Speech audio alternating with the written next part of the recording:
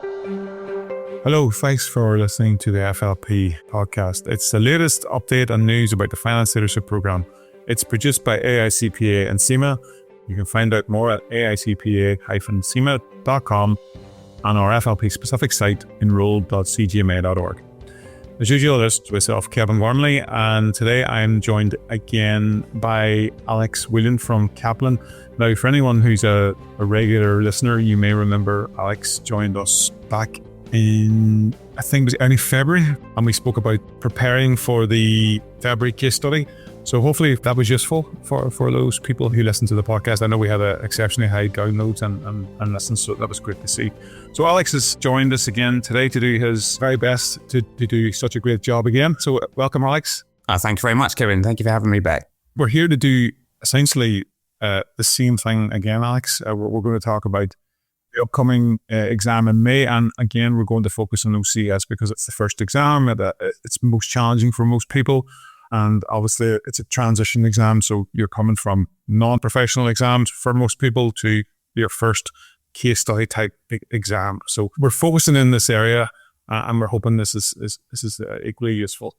So this time it's the first sitting of a 2-sitting window for this case study, which is SOPA, and obviously our names are always unusual, and they're usually weighted quite closely to a real company or notionally in some aspects.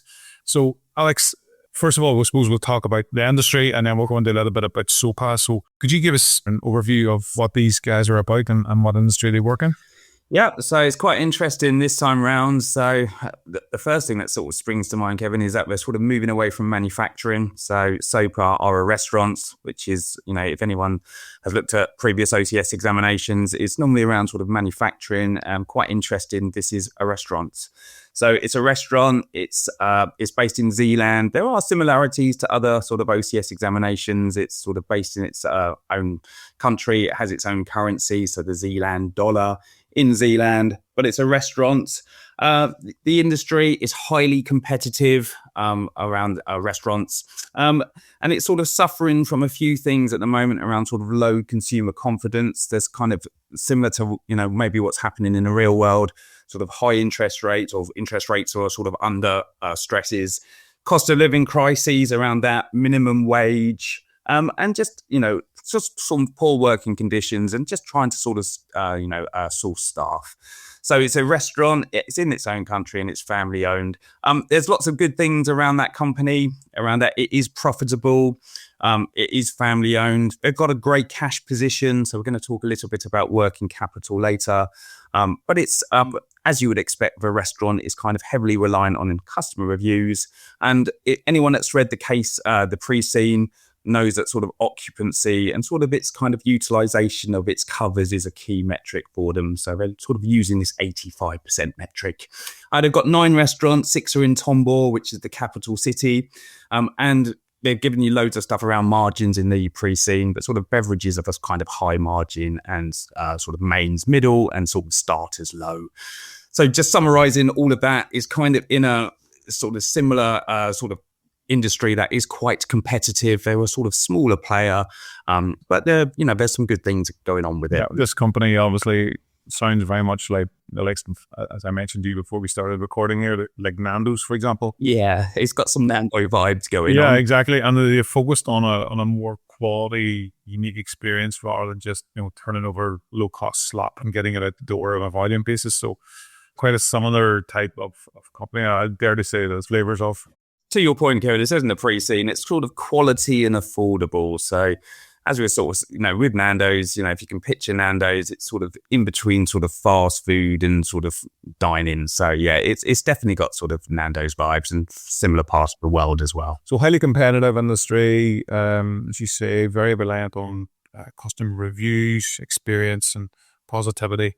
Things that have jumped out as well, Kevin, for that is just for the industry around, reasons that companies are failing in this area, or the stresses of the industry, is around sort of too much diversification, expanding too fast, and sort of poor customer reviews. So sort of again, what's interesting about that, if you look at SOPA's expansion plans, they're sort of operating or they're considering all of those areas.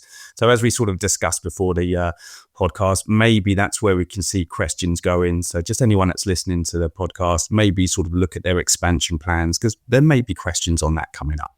Yeah, too much too soon for many of these companies. Correct, yeah. Now we've talked about the industry generally, and I know I had a long look at the pre-scene myself over the last few days. Based on what we have here from SOPA, what positive and not so positive aspects of the company do you see, and like how's it generally performing overall? From a company perspective, I think just looking through their P&L and their SFP, the growth in revenue is great. It's 17% growth in revenue, and gross profit, again, 26% is increasing. So from a sort of P&L profitability point of view, it looks good. And then interestingly, from the pre-scene, you can see that the industry growth is only around 4.5%. So if revenue's growing at 17%, SOPA are doing well. They're navigating this kind of sort of cost of living crisis well. They've got a kind of uniform approach to it. So Paolo, one of the guys that set it up with his wife, they have a sort of standardized meals, standardized processes, which is a good way to keep costing sort of, on a level. But again, we can talk about maybe operating costs are looking slightly maybe high, because gross margin looks great, but operating margin does look a little bit high. Working capital looks great. The cash position is good. But just the very nature of being a restaurant in a highly competitive area, maybe there'll be stresses around cash. And you can hopefully, as we were talking about with restaurants, it's all good, but you can see that it could go south quite quickly, particularly if his customer reviews, start to, continue its trend of going down. A strong reputation and loyal customers. And they've got, again, similar to other OCS examinations, they're highly sustainable. So they have, locally sourced produce and locally sourced sort of second-hand furniture. So lots of good things that are going on around it. What maybe some weaknesses around that, as I've mentioned, reviews have started to sort of, they haven't been so rosy. So customer loyalty was around sort of 70%, lots of repeat customers. But there seems to be a trend of reviews being not so quite as good. Staff turnover is high, and it does turn out that morale is starting to decrease, which is obviously crucial for a restaurant, particularly if you're offering some sort of quality and an affordable price. And there's a little bit about sort of reliance on a single supply too. But, on the whole, at the moment, they seem to be doing okay. Their P&L is particularly good, and their cash position is okay. Obviously, lots of cash. So short-term liquidity is not an issue, but they talk about expansion. With expansion comes a lot of investment at a short basis. So that could jeopardize that position. Also, the cost issue that you pointed to as well is always something that can get out of control very quickly, because it's heavily reliant on manpower, which obviously the costs around that. You also allude to the budgeting. So the budgeting and the 85% occupancy is a key metric. So obviously the KPIs around that and how they measure, you can see how that could be used in any questions that come up. Yes, well, what I might do at the end, Kevin, but absolutely KPIs will be a common question. Under core activity C, which is performance management, there will highly likely to be a KPI question. So yes, certainly around occupancy and sustainability, I can see some things, some KPI questions around that, and sort of maybe some variances, common things in core activity C. As we were sort of discussing as well, these new ventures maybe sort of expanding too fast, how to use that cash. Yes, that cash position is healthy at the moment, but, if you're starting to spend that in a new venture, lots of sort of capital requirements around it, that can be spent quite quickly. So the sort of ghost kitchen that's described, these branded dips, they sound sort of, expanding domestically. So they've just opened or are about to open a 10th restaurant. Lots of fixed costs. If you look at their P&L, their fixed cost is like a 60% fixed cost base, which is great when the going's good. When revenue's increasing, your margins are going to look good.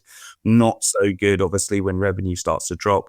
So it's, some ways it looks great, but there's just a few things in my sort of mind, example, my spider sense is tingling. It could kind of go south, particularly around the branded dips and ghost kitchen, if they're not reviewed very well. It screams to me like many of the big chains were very successful when they were maybe under, a dozen or 2 dozen small market. And then they tried to expand nationwide or at least regionally, and unfortunately lost control of quality and output and the personal touch. and the end product suffered because of the supply changes, etc. So yeah, it's teetering on the edge of a very successful business that could fail very quickly if they don't make the right decisions. Yes, I've echoed that loudly. Jumping into the main areas, like the core activities, I know you've done that review before, Alex. Mm-hmm. Is that something you can walk through in terms of like the key things a student should be focusing on or looking at in preparation? Yes, I can go down through each core activity. Absolutely. Just as I sort of said, looking at each core activity, there's a few new extra bits that have popped in. Anyone that's looked at the CIMA blueprint that's sort of been published recently, we can see in costing that environmental costing and quality costing are going to be examined from this sitting. So that would be something to look at. So when I go through that, I'll call out the kind of newer bits that have come in. Core activity D, which is accounting standards, there's less weighting now for that. So that's moved down to 7 to 13. And now there is more weighting towards working capital. So anyone that's sort of read through the pre-scene a few times, you can sort of see that there's lots of discussions around cash, movements in inventory.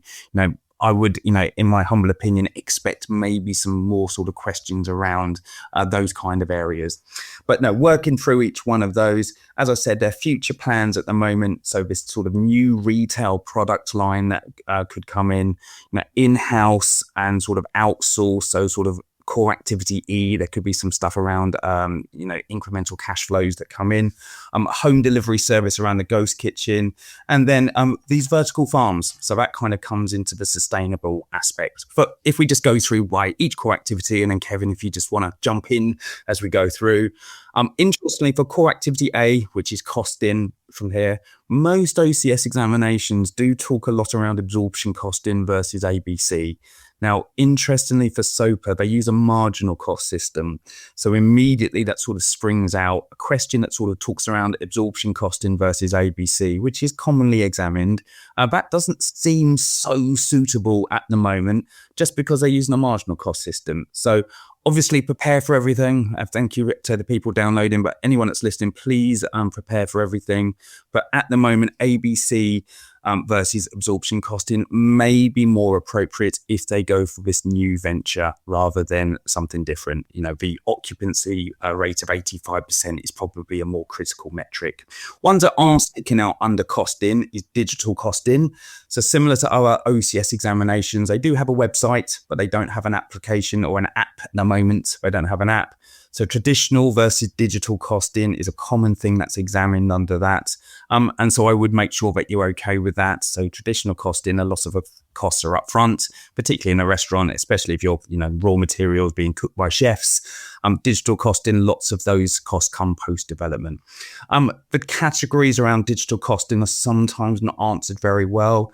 So I will talk about the CIMA marking guidance at the end, but technical understanding is one of the pillars that is now being released by CIMA. But technical understanding around digital costing, making sure we know the different categories of costs. So sort of functional cost, administrative costs, infrastructure costs, and IT support. From a kind of a SOPA point of view, where is this app going to be hosted from? Who is going to support it? What IT teams are around it? As discussed, quality cost and environmental cost, they're new. So they're new that are coming up at the moment. So conformance cost and non-conformance, so prevention, appraisal, internal failure cost and external failure cost. Please know that for the exam, because if that's new, then it may be that some variants will be examining that. It's probably kind of likely for that.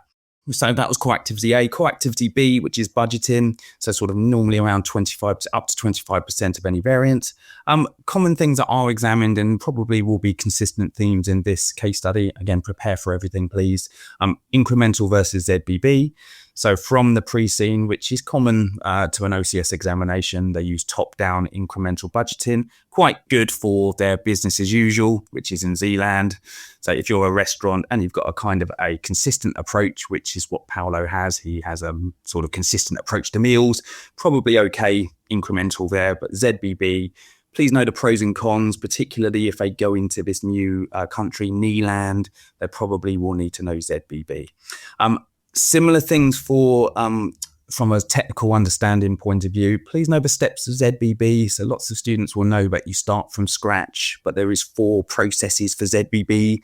So identifying activities, and then the cost and benefits of decision packages, ranking those decision packages, and then allocating resources. So there's sort of 4 steps to a ZBB budget.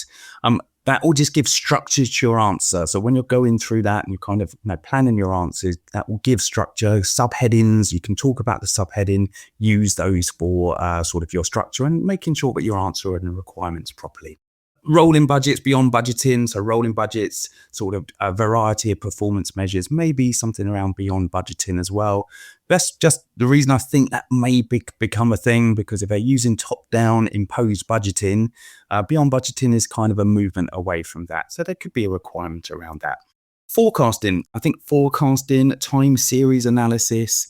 So if you think about a restaurant, we were talking about Nando's just a moment ago. Nando's are probably going to be more busy at the weekend because people want to eat out at the weekend. So sort of Friday and Saturday may be a little bit more busy than a Monday and a Tuesday.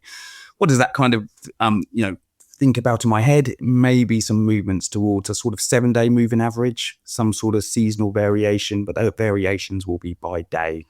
So that's sort of, again, core activity B, forecasting, maybe something around a time series analysis. Core activity C, which is a common thing, KPIs. So KPIs will be examined. Lots of students will sort of be comfortable with the concept of a KPI from a theoretical point of view. Just make sure, please, that when you're answering questions, that you really are specific. So KPIs are smart, they're specific, measurable, attainable, relevant and timely, but please make sure that you are being specific with your KPIs. So around ghost kitchen, which Kevin mentioned earlier, sustainability around that ghost kitchen, the quality of that ghost kitchen. Now, if you are then offering a takeaway service, how do you ensure that that is going to be sort of, the quality standards are maintained? Perfect way to bring in the pre-scene as well. If you're looking at reviews and reviews are slightly on a downwards trend, you certainly would want your ghost kitchen to have basically KPIs that measured quality. So around sustainability, quality around that. Variances, the usual ones around variances, please. Variances are very, very common at OCS. So around variances, the normal ones, cost and sales variances, particularly around mixed variances. They do have different types of mains. We have fish mains, meat mains, all of those kind of things. Make sure that you know the different margins, please, and then can talk through sales variances, particularly mixed ones. Sometimes mixed ones aren't answered very well. Please use attachments if you want it. We'll talk about the marking guide together in a second, Kevin. But from the marking guidance, the use of information from the scenario. So if you have an attachment, please refer back to the attachment, particularly for variances. If there's a favorable variance, call out what that variance is. 2,500 Zealand dollars favorable. It just, gives a bit more credibility to your answer. Core activity D, which is our accounting standards. That, as I said, the weighting has moved down, obviously, but all core activities, everyone, will be measured in each exam. So each one, core activity A to F, will be in every exam. But core activity D has just become a little bit less weighted. The usual players, so sort of PPE, so IAS 16, should I buy an asset or should I lease an asset? Immediately, so what can be capitalized, what can be expense as part of an asset? Depreciation methods, so straight line and reducing balance. Things that are jumping out straight away, this vertical farming that they're talking about under sustainability. Should they, it's going to be quite a lot of, machinery and equipment that's going to be bought for that. Do we buy that equipment or do we lease it? So that sort of jumps out straight away. And then the usual things around inventory, please. IAS 2, for lower of cost and NRV. Just make sure that you look out for something in the scenario where the net realizable value, the NRV, is now lower than the cost. The cost will always be lower than the NRV unless something as bad has happened. Look out for something where, maybe some sort of dips have reached their sell by date and we need to sell them to a third party or give them to a third party. Just the last couple of on here, core activity E, so around relevant costing. Kevin's already alluded to this slightly, but outsourcing and keeping in-house. So this DIP range, so one of the future aspirations of SOPA is to have this DIP range. Do we produce them in-house or do we outsource them? Future incremental cash flows. Is it in the future? Is it cash? And is it incremental? So do remember that most fixed costs are not incremental. So just make sure that you consider that. And again, similar to before, please refer to attachments. Linear programming. So around constraints, again, if we want to look at the ghost kitchen, if there is a ghost kitchen and there's constraints on chef's times or maybe on some sort of oven, some sort of equipment, what is the best produce to make? What is the best main meal to make? Decision trees, payoff tables are also commonly examined. So please make sure you know about expected values for the exam. So from a risk neutral point of view, is expected values, and then risk seeking and risk averse. The new thing that's popping up in core activity E is weighted average benefits. So that is commonly going to be probably in a variant somewhere. So please make sure that you're okay with that. And then finally, moving on to core activity F, around inventory. So just in time and economic order quantity inventory. So know the pros and cons for that, please. Do know the assumptions as well. So please know the assumptions. So EOQ, we assume that there's a constant purchase price, a constant demand. There's no buffer inventory.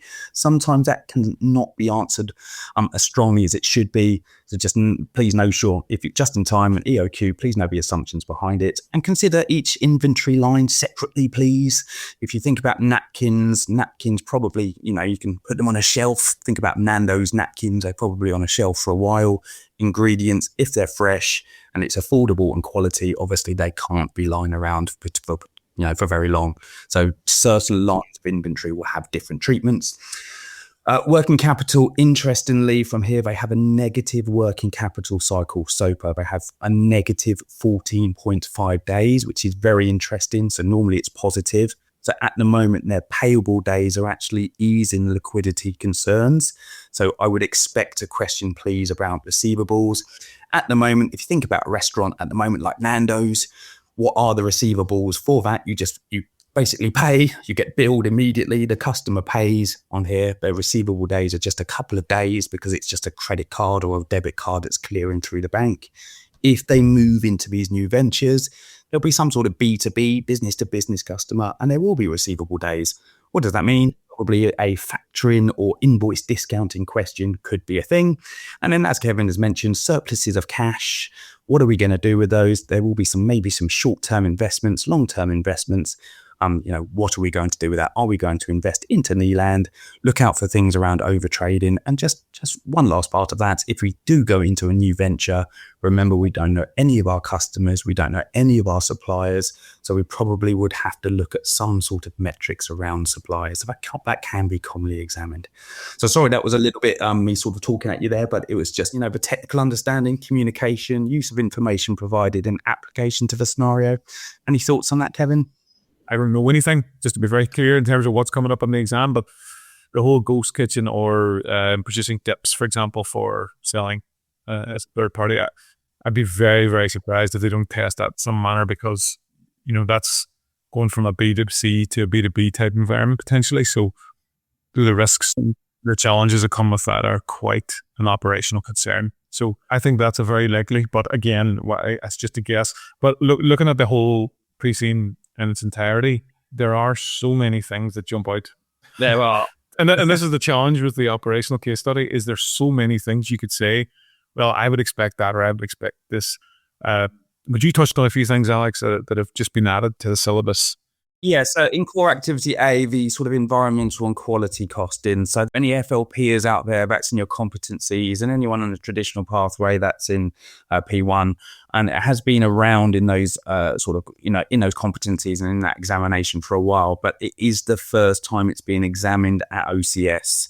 So, if you think about it from, sort of maybe a viewpoint, it is likely that they'd want to sort of, if it's new, if you can imagine it's new, that you probably are going to get examined on it, So, so core activity A, the environmental costing, and then working capital, just because there's a little bit more weighting for it.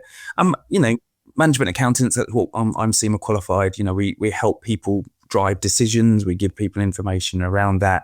maybe less focus now on sort of core activity D, which is the kind of hardcore financial accounting. How do I capitalize an asset, which is obviously very important, but around core activity F, the decisions around cash and managing inventory, it just appears that CIMA, and maybe rightfully so, have just put more weight in towards those elements. So prepare for working capital, which used to be up to 13%. It's now up to 18%, and core activity D has been pushed down to 13%. But as Kevin said, please prepare for everything, please.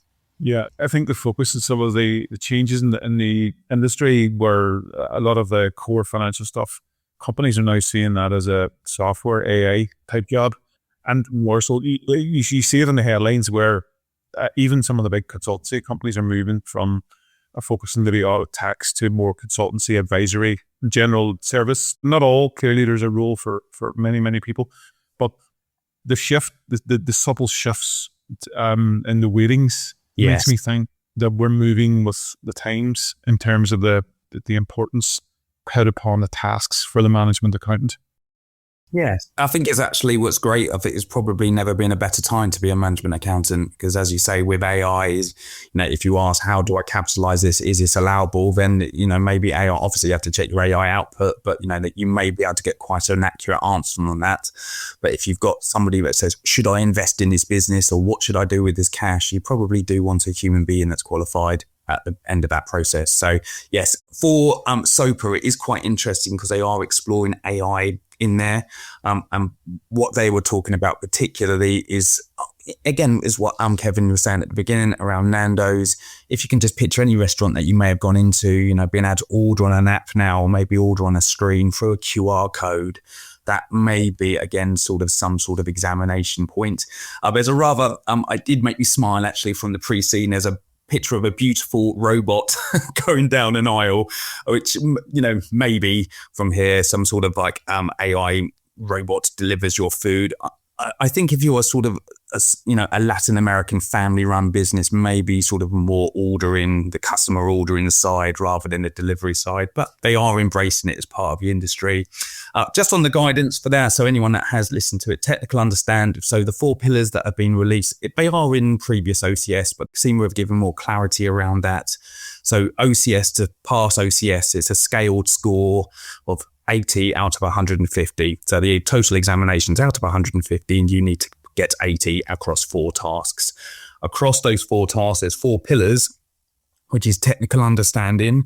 So technical understanding, as Kevin opened the conversation with, OCS is the first case study, and it is a lot of testing. Do you know the actual theory behind it? Do you know the theory, and can you apply it in context to SOPA? So technical understanding, summarizing what that means is, have you got any big glaring gaps in your technical knowledge? If you need 80 out of 150, if you look at the marking grid, which is across lots of mock exams, there's lots of great resources on the CGMA hub around level 2 and level 3 answers, but level 2 showing some sort of technical understanding, and level 3 where you're demonstrating very concise technical understanding. Communication, remember you are advising SOPA in this case study, so make sure that you are using professional language, no slang, and then just things where if you are getting an email from Paolo or your boss, make sure that you actually reply back to the person that's writing back to you, maybe a report format, but keep your, give advice and use a professional tone. The last 2 pillars, the one is use of information provided. So what does that? It means attachments and description. So when you're reading through, remember you're given 20% planning time per task. Each task is 45 minutes. So you're given like 9 minutes planning time or up to that. Now make sure that you're looking through attachments and using them proactively, please. So some of the weaker answers or some of the level 1 answers, just ignore the attachments. And if you do that, you are not doing what CIMA is advising, which is to use the information provided.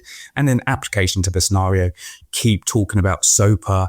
If they are talking about a new venture, if they've gone into Neeland, if they've talked about this ghost kitchen, which Kevin and I have been speaking about, make sure you keep coming back to the ghost kitchen. Talk too generically, please. if you do that, you have the best chance. I know you asked me a question about those areas, Alex, which I didn't answer. Sorry to be like a politician. What they've done is re-emphasize what you need to do to be successful in the case study. There's nothing essentially new in that information. I guess what they've done is they've changed the communication to make it more explicit in terms of the things. So we've always said, this is the most technical exam. You need to relate this to the case. So as Alex says, if in fact you're talking about a company, mention it, the products, mention the people, mention the currencies, mention the competitors if they're mentioned. You got to make this relevant. And without making it relevant, then you lose that authenticity and the appropriateness of the use of your knowledge to the case. So you stand much less of a chance of passing. So many students don't do that still. So I knew that was part of the initiative that they had in their mind when they published that information, Alex. So yeah, very, very important to mention them. The other thing for our FLPers is just, again, I know everyone's sick hearing this from me, but understand what you're going into. So look at the case study review course, understand the parameters of the exam, how you're expected to behave, what the terms and conditions are. Alex touched on the pass mark, etc. So understand all of that.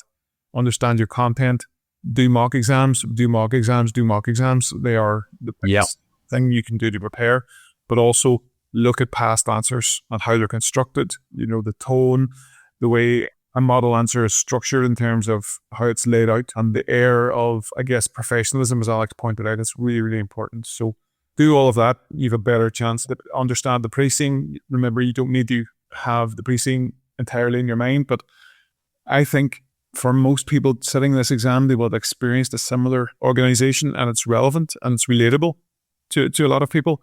And I think that helps with people taking the exam, because we found in the past that the more relatable the case is in terms of a real life experience, the more successful students are. So I will be learn to eat my words on this one based on results.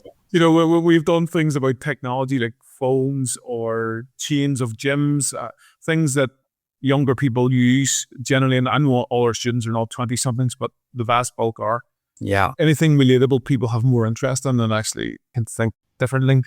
Absolutely. Again, the other side of that coin is you don't have to have eaten in Nando's to sort of appreciate what that restaurant is. But with recent case studies, exactly what Kevin said, please just go on the CGMA Hub. There's lots and lots of resources.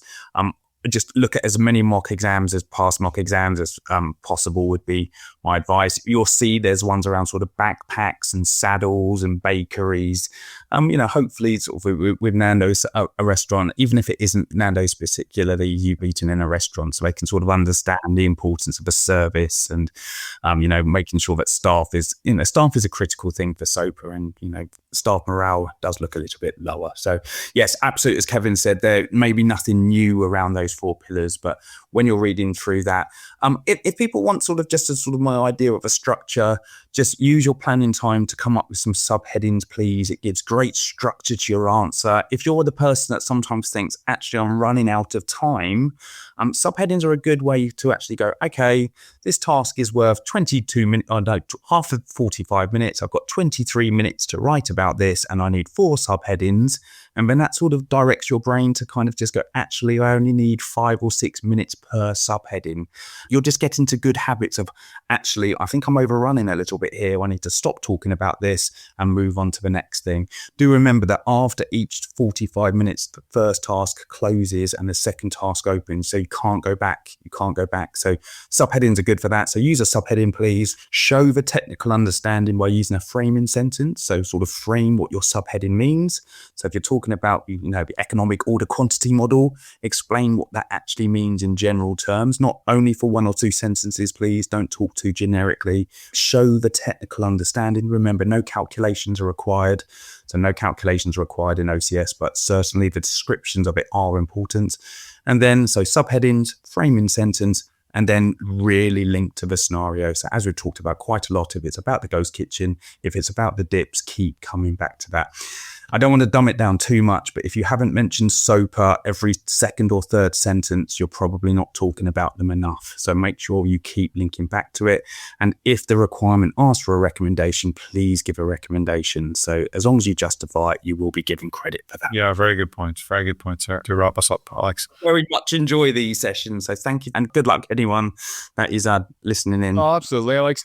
There's a reason you're back, to be honest, because I think the way someone can pick this up and in 30 minutes listen to the highlights, and it gives a bit more focus. So when you come onto your case study review course, even if you haven't looked at anything whatsoever, you sort of can navigate yourself quicker, I think. And that's the purpose of why we're doing this.